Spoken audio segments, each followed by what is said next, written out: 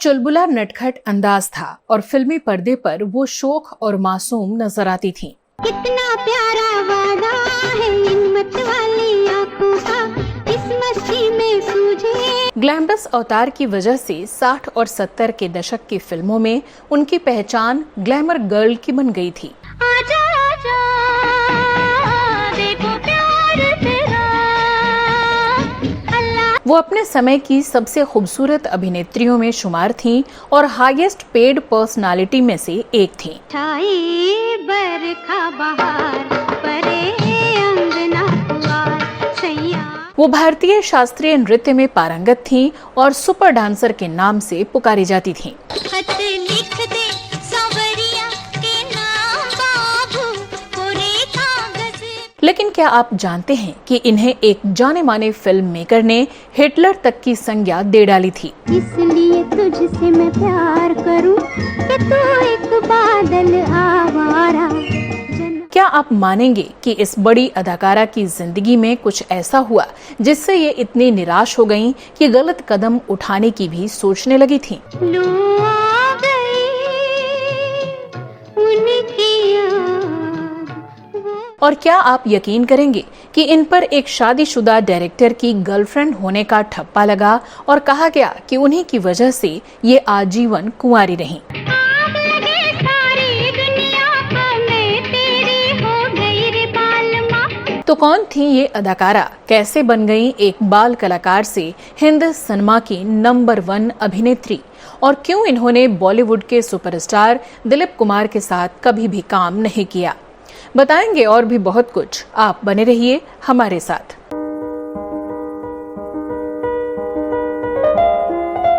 साथिया मैंने माना कि जीना लगे। नमस्कार दोस्तों, मैं हूं श्वेता जया और आप देख रहे हैं वो पुराने दिन। जब चली ठंडी हवा, जब उठी काली घटा। आज हम जिस अभिनेत्री की कहानी बयां करने जा रहे हैं वो 1950 से 1970 के दौर की सबसे सफल अभिनेत्रियों में से एक थीं, जिनके साथ उस दौर का हर एक्टर काम करना चाहता था। तेरी आँखों के सिवा दुनिया में रखा। जी हाँ, हम बात कर रहे हैं जानी मानी दिलकश अदाकारा आशा पारेख की, जो करोड़ों दिलों की धड़कनों पर राज करने वाली एक्ट्रेस बन गई थीं। भैया मरोड़ी चूड़ियां तोड़ी, हाय हाय पूछो ना जी क्या मेरी। जब वो थिरकती थीं तो दर्शक उनके दीवाने हो जाते थे। आजा राजा बंगले के पीछे तेरी मेरी के नीचे हाय रे पिया। जब वो चुलबुले अंदाज में डायलॉग बोलती थीं तो सिनेमा घरों में बैठे दर्शक उनकी मासूमियत पर फिदा हो जाते थे। आप जल भूनकर कोयला हो जाएंगे, ये जानकर के उन्होंने प्यार का हाथ बढ़ाया नहीं बल्कि प्यार से हाथ पकड़ लिया है। कहाँ आप और कहाँ वो, क्या पर्सनालिटी है उनकी। और जब वो दुखी होती तो दर्शकों की आंखें भी नम हो जाया करती थीं। ये दौलत तो मैं ठाकुर जी से भी मांग सकती थी छोटी ठकुराइन, मुझे दौलत की जरूरत नहीं। दौलत तो उस घर में भी बहुत थी जिसे मैं छोड़ आई। आज हम आपको बताएंगे आशा पारेख की जिंदगी से जुड़ी हुई तमाम सुनी अनसुनी बातें। लेकिन उससे पहले चलिए आपको बताते हैं कि कौन थी आशा पारेख और कैसे उनका फिल्मों में आना हुआ था। सोना ले जा रे, चांदी ले जा रे, पैसा ले जा रे। अपनी एक्टिंग और खूबसूरती से सबको दीवाना बनाने वाली अभिनेत्री आशा पारेख का जन्म 2 अक्टूबर 1942 को गुजरात के एक साधारण मध्यम वर्गीय गुजराती परिवार में हुआ था। ये वही मुबारक तारीख थी जिस दिन महात्मा गांधी और लाल बहादुर शास्त्री जैसे महान हस्तियों का जन्म हुआ था। आशा की मां बोहरा मुस्लिम थी, जिनका नाम सुधा पारेख उर्फ सलमा पारेख था और वो स्वतंत्रता सेनानी थी। पिता गुजराती हिंदू थे और उनका नाम बच्चू भाई पारेख था। आशा अपने माता पिता की इकलौती संतान थीं और खूब नाजों में पली थीं। बहुत छोटी सी उम्र से ही उनकी मां ने उन्हें डांस सिखाने के लिए कई इंस्टीट्यूट में दाखिला कराया, क्योंकि वो इन्हें एक अच्छी डांसर बनते देखना चाहती थीं।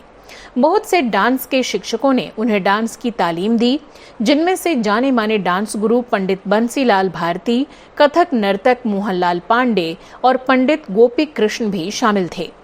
इस वजह से बेबी आशा एक बहुत ही मजी हुई शास्त्रीय नृत्यांगना बन गईं और वो कई बड़े डांस शोज में भी हिस्सा लेने लगीं। छेड़ो ना मुहे कान्हा जा जा जा, छेड़ो ना मुहे कान्हा। आशा जी के स्टेज शो के ही दौरान फिल्मों के मशहूर निर्देशक विमल रॉय ने इन्हें देखा और नृत्य को देखकर काफी प्रभावित हुए। उन्होंने 10 साल की आशा को फिल्म बाप बेटी में पहला ब्रेक दिया, लेकिन वो फिल्म नहीं चली और आशा वापस पढ़ाई में व्यस्त हो गईं। हालांकि इसके बाद भी उन्होंने और कुछ फिल्मों में काम किया और साथ में पढ़ाई भी करती रहीं। फिर 17 साल की उम्र में उन्होंने नायिका के तौर पर फिल्मों में आने की सोची, लेकिन विजय भट्ट सहित कई डायरेक्टरों ने उन्हें ये कहते हुए मना कर दिया कि उनमें हीरोइन बनने के गुण मौजूद नहीं हैं। फिर भी उन्होंने हार नहीं मानी और अपनी कोशिश जारी रखी। 1959 में निर्माता सुबोध मुखर्जी ने उन्हें फिल्म दिल दे के देखो का ऑफर दिया, जिसका निर्देशन नासिर हुसैन कर रहे थे। उसमें आशा पारिक के अपोजिट थे शम्मी कपूर। ये फिल्म आशा पारिक के करियर की बेहतरीन फिल्म साबित हुई और उन्होंने इसके बाद कभी भी पीछे मुड़कर नहीं देखा। बड़े हैं दिल के काले, आए यहीं नीली सी आँखों वाले। ये फिल्म उस समय की बड़ी हिट फिल्म रही और आशा पारिक फिल्म इंडस्ट्री में एक सफल अभिनेत्री बन गईं। इसके बाद तो धीरे धीरे आशा पारिक ने जैसे हिट फिल्मों की झड़ी लगा दी। नासिर हुसैन साहब के निर्देशन में उनकी 6 फिल्में आईं और हिट भी रहीं, जिससे उनके साथ आशा पारिक की एक स्पेशल बॉन्डिंग बन गई। इनमें तीसरी मंजिल और कारवां ने खूब शोहरत हासिल की। साथ ही शम्मी कपूर के साथ भी उनकी एक खास बॉन्डिंग बनी और उनके साथ की गई कुछ और फिल्में, खासकर म्यूजिकल थ्रिलर तीसरी मंजिल ने उनकी जोड़ी को सुपरहिट बना दिया। ओ मेरे सोना रे सोना रे सोना रे, दे दूंगी जान जुदा।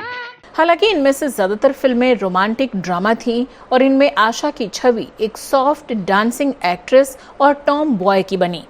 लेकिन डायरेक्टर राज खोसला की कुछ फिल्मों में काम करने के बाद आशा पारिक की पहचान एक सीरियस अदाकारा की भी हो गई। ये फिल्में थीं 1966 में आई दो बदन, 1969 में आई फिल्म चिराग और 1978 में आई फिल्म मैं तुलसी तेरे आंगन की। मैं तुलसी तेरे आंगन की। वहीं मशहूर डायरेक्टर शक्ति सामंता की फिल्मों से आशा की प्रतिभा और निखर कर सामने आई। ये फिल्में थीं 1970 की फिल्म पगला कहीं का और कटी पतंग। राजेश खन्ना के साथ की गई फिल्म कटी पतंग बहुत स्पेशल रही, जिसने उन्हें फिल्म फेयर का बेस्ट एक्ट्रेस अवार्ड दिलवाया। मेरी जिंदगी है क्या एक कटी पतंग। आशा पारिक ने ग्लैमरस, सीरियस और ड्रामेटिक सभी तरह के रोल्स किए और खूब सफल रहीं। उन्होंने लगभग 90 फिल्मों में काम किया, जिनमें कुछ खास फिल्में रहीं जब प्यार किसी से होता है, घराना, फिर वही दिल लाया हूँ, मेरी सूरत तेरी आंखें, दो बदन, चिराग, कटी पतंग, बहारों के सपने, उपकार, प्यार का मौसम, साजन, आया सावन झूम के, कारवां, ज्वाला, मेरा गांव मेरा देश, मैं तुलसी तेरे आंगन की, तीसरी मंजिल, शिकार और आन मिलो सजना। अब आन मिलो सजना, आन मिलो, आन मिलो। साल 1959 से लेकर 1973 आशा पारिक बॉलीवुड की टॉप अभिनेत्री रहीं और कई साल सबसे ज्यादा पैसे चार्ज करने वाली अदाकारा भी रहीं। आशा पारिक ने लगभग सभी बड़े निर्माता निर्देशकों के साथ काम किया और खूब नाम, पैसा और शोहरत कमाई। लेकिन एक ऐसे सुपरस्टार एक्टर भी रहे जिनके साथ सभी अभिनेत्रियां स्क्रीन शेयर करना चाहती थीं, लेकिन आशा पारिक ने कभी उनके साथ काम नहीं किया क्योंकि उन्हें आशा पसंद नहीं करती थी और वो एक्टर थे दिलीप कुमार। इसके पीछे कोई बड़ी वजह तो कभी सामने नहीं आई, लेकिन जानकार बताते हैं कि आशा पारिक बहुत सख्त मिजाज की थी और डिसिप्लिन में रहना उन्हें पसंद था और इसी वजह से वो कुछ लोगों के साथ काम करने में इंटरेस्टेड नहीं थी और हमेशा अपने हिसाब से को एक्टर्स और डायरेक्टर्स का चुनाव किया। हिंदी सिनेमा के अलावा आशा पारिक ने गुजराती, पंजाबी और कन्नड़ फिल्मों में भी काम किया। कितना प्यारा वादा है इन मत वाली आंखों का, इस मस्ती में सूझे। आशा पारेख ने शादी नहीं की, लेकिन उनका नाम कुछ विवादों से भी जुड़ा, जिनमें सबसे ज्यादा चर्चित रहा उनका और डायरेक्टर नासिर हुसैन का रिश्ता। नासिर हुसैन आमिर खान के चाचा हैं। नासिर हुसैन से आशा पारेख के अफेयर के चर्चे खूब सुर्खियों में रहे। नासिर से उन्होंने प्रेम तो किया, लेकिन शादी नहीं की। नासिर साहब आशा से प्यार में पड़ने के दौरान शादीशुदा थे और 2 बच्चों के पिता भी थे। आशा पारेख ने 2019 में एक मैगजीन को दिए इंटरव्यू में बताया था कि अकेले रहने का फैसला मेरे सबसे सही फैसलों में से एक था। मैं एक शादीशुदा शख्स के प्यार में पड़ गई थी, लेकिन उसका घर तोड़ना नहीं चाहती थी और यही कारण था कि मैं अपनी आगे की जिंदगी अकेले ही बिताना चाहती थी। आशा ने आगे बताया कि वे ऐसी जिंदगी नहीं चाहती थीं जिसमें कोई और उन्हें उनकी जिंदगी पर अपने फैसले सुना रहा हो। उन्होंने कहा, मैं किसी को अपनी जिंदगी में मुझ पर हुक्म चलाने नहीं दे सकती थी, मैं इसके लिए तैयार ही नहीं थी। इसका जिक्र आशा ने अपनी बायोग्राफी द हिट गर्ल में भी किया था। ये बायोग्राफी खालिद मोहम्मद ने लिखी थी, जो कि 2017 में पब्लिश हुई थी। उन्होंने बताया था कि अपनी सिंगल लाइफ हमेशा उन्होंने एडवेंचर से भरपूर रखा और जिंदगी को खूब एंजॉय किया, इसीलिए उन्हें शादी न करने का कोई अफसोस नहीं है। अब बात करते हैं उस वाकये की जब आशा पारेख घोर निराशा में चली गई थीं और गलत कदम उठाने के बारे में सोचने लगी थीं।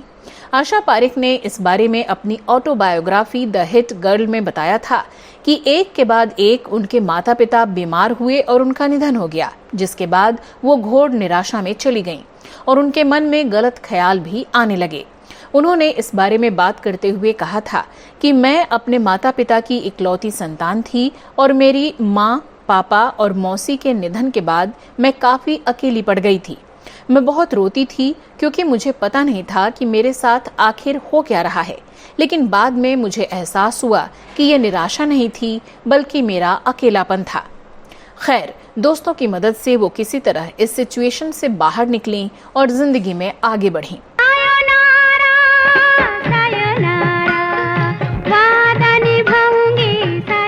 उम्र बढ़ने के साथ अच्छे रोल नहीं मिलने पर आशा पारेख ने फिल्मों से संन्यास ले लिया और फिर 1990 के दौर में अपनी प्रोडक्शन कंपनी आकृति के तहत उन्होंने पलाश के फूल, बाजे पायल, कोरा कागज और दाल में काला जैसे धारावाहिकों का निर्माण किया। आशा जी 1994 से 2000 तक सिने आर्टिस्ट एसोसिएशन की प्रेसिडेंट रहीं और कलाकारों के लिए काम किया। तो वहीं 1998 से 2001 तक sensor board of film certification की पहली महिला चेयरपर्सन भी बनी। आशा पारेख ने इस पद पर बिना तनख्वाह के अपनी सेवाएं दी। तब उन्होंने कई मजबूत फैसले भी लिए। बहुत सारी फिल्मों को उन्होंने हिंसा और गंदगी की वजह से पास नहीं होने दिया, जिनमें एक फिल्म थी शेखर कपूर की एलिजाबेथ, जिसको लेकर कपूर ने काफी नाराजगी भी जताई और बाद में काफी विवाद भी पैदा हुआ। सेंसर बोर्ड ने इसे ए सर्टिफिकेट दिया था, लेकिन शेखर चाहते थे कि यू सर्टिफिकेट मिले। इस बारे में आशा पारेख ने द हिट गर्ल में लिखा है, गुस्साए शेखर कपूर ने मीडिया का सपोर्ट लिया और सेंसर बोर्ड के खिलाफ मोर्चा खोल दिया। मेरे खिलाफ आर्टिकल्स लिखे गए जिनमें मुझे तानाशाह और हिटलर बताया गया। आशा पारेख ने दर्शकों के प्यार और क्रिटिक्स की तारीफों के साथ ही बहुत सारे अवार्ड भी अपने नाम किए, जिनमें कुछ बड़े पुरस्कारों और सम्मानों की बात करें तो सर्वश्रेष्ठ अभिनेत्री के फिल्म फेयर अवार्ड के अलावा 1992 में उन्हें पद्मश्री अवार्ड से सम्मानित किया गया। 2002 में लाइफ टाइम अचीवमेंट अवार्ड से नवाजा गया। तो वहीं साल 2020 में भारत सरकार द्वारा उन्हें दादा साहब फाल्के पुरस्कार देने का निर्णय लिया गया, जो कि भारतीय सिनेमा का सबसे प्रतिष्ठित सम्मान माना जाता है।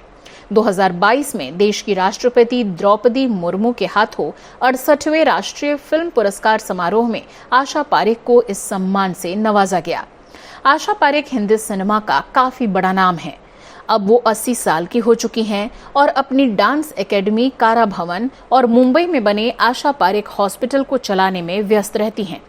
उन्होंने अस्पताल का एक पूरा वार्ड गोद ले लिया है, जहां वो मरीजों और जरूरतमंदों की मदद करती हैं। वो जब कभी भी अकेलापन महसूस करती हैं तो अपनी दोस्तों के साथ समय बिताती हैं। साधना, नंदा, वहीदा रहमान, हेलेन उनकी पुरानी दोस्त रही हैं और आज भी इनमें से कई उनके साथ नजर आती हैं। उम्र के इस पड़ाव पर भी ये सभी लेजेंड एक्ट्रेसेस साथ में मस्ती करती हुई पुराने दिनों को याद करती हैं। वो कुछ समय पहले अपने दोस्तों के साथ तुर्की ट्रिप पर भी गई थीं। हिंदी सिनेमा में शानदार योगदान के लिए आशा पारेख जी को दिल से सलाम। हम उनकी लंबी उम्र और खुशहाल जिंदगी की कामना करते हैं। आपको आज का हमारा ये शो कैसा लगा, कमेंट करके जरूर बताइएगा। साथ ही अगर आपके पास आशा पारेख जी से जुड़ी हुई कोई और नई जानकारी हो तो वो भी शेयर करना मत भूलिएगा। तो अगले एपिसोड में फिर एक नई कहानी के साथ आपसे होगी मुलाकात। फिलहाल अपनी दोस्त श्वेता जया को दीजिए इजाजत। नमस्कार।